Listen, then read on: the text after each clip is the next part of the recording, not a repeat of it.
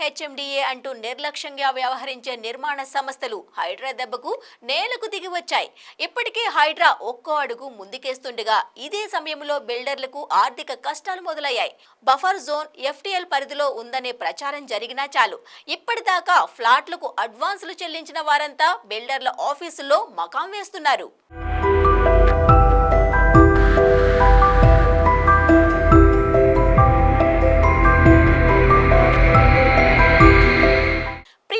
ఆఫర్లతో కొనుగోలు చేసిన వారు కూడా తమ డబ్బులు తిరిగి రాబెట్టుకునేందుకు తిరుగుతున్నారు.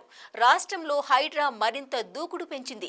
అమీన్పూర్ చెరువు బఫర్ జోన్ లో నిర్మించిన భవనాలను కూల్చేందుకు హైడ్రా సిద్ధమైంది.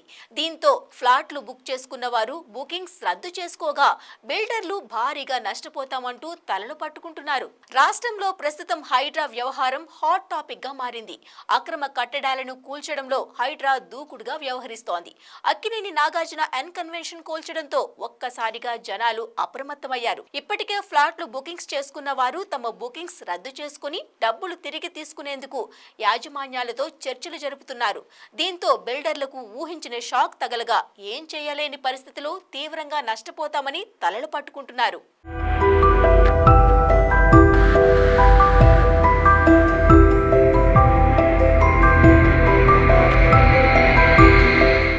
అమీన్పూర్ చెరువు బఫర్ జోన్ లో నిర్మించిన భవనాలను హైడ్రా కూల్చేందుకు సిద్ధమైంది. అయితే ఇక్కడ ఫ్లాట్లు బుకింగ్స్ చేసుకున్న కస్టమర్స్ తమ ఇండ్లు బఫర్ జోన్ లో ఉన్నాయో లేదో తెలుసుకునే ప్రయత్నం చేస్తున్నారు.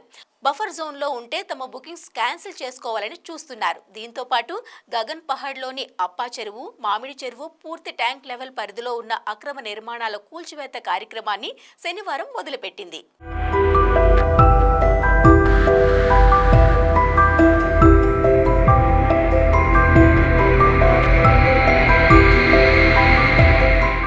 నీటి వనరుల్లో ఎఫ్టీఎల్ పరిధిలోకి వచ్చే భూముల్లో పారిశ్రామిక షెడ్లు ఆక్రమణలపై హైడ్రా దృష్టి పెడుతోంది.